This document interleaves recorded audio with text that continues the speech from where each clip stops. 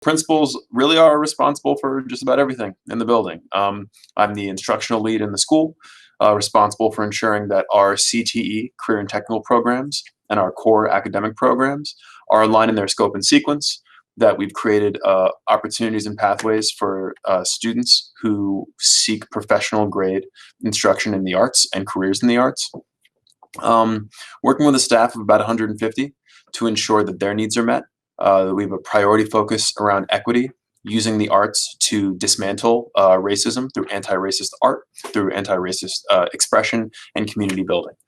I mean, when I think about how many tasks are assigned to the role, a lot of it's public facing, working with families, making sure that we have cooperation from our partnership organizations as well as elected officials to ensure and secure grant funding, really plan out a vision for the school that has a minimum 5-year scope ahead of it, and allow for creative and nimble new ways to engage with students, because as the pandemic has proven, there are a lot of areas that we need to reconsider in terms of student engagement.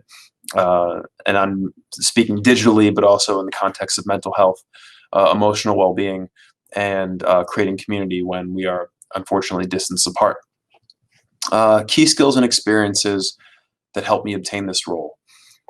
Not being afraid to ask for more responsibility and knowing when to admit that I don't know what I'm doing. There is a thing my wife often tells me, that men are quicker to take on work and responsibilities for which they are not trained and prepared, saying they'll learn it on the job. Whereas in her experience, she's found that her female peers won't take on a gig unless they are entirely aware of what the responsibilities are. And I think that there is a great deal of truth to that in my own work that I've taken on. I've been willing to do things that I did not yet know, with the hope and promise that I would learn them on the job. And that's worked out so far. But I think the biggest key skills and experiences that I got at Brooklyn College specifically are around observation, are around budget. You need to know the budget inside and out if you're going to make important and strategic moves that are going to benefit your school long term. Having that budgetarily conservative mindset, but going into it to maximize student benefit is really, really important. And knowing the contract, my goodness, know your contract and know that of the teachers.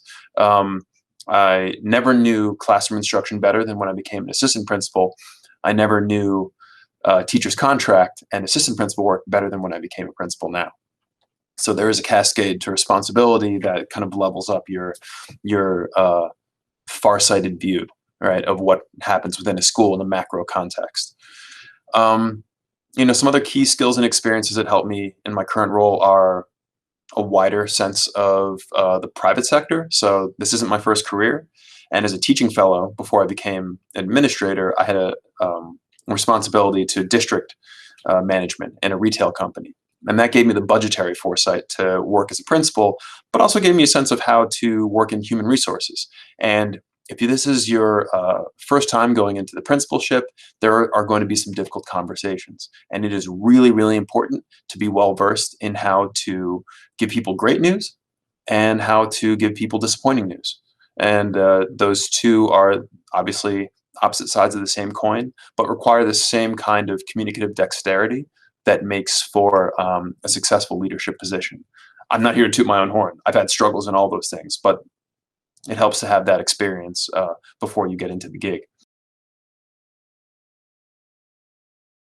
Make sure to check out the My Career tab on the BC Navigator app, where you can track your career progress based on the amount of credits you've earned, stay updated on upcoming events from the Magner Center, and watch our videos for insight and advice on your career field.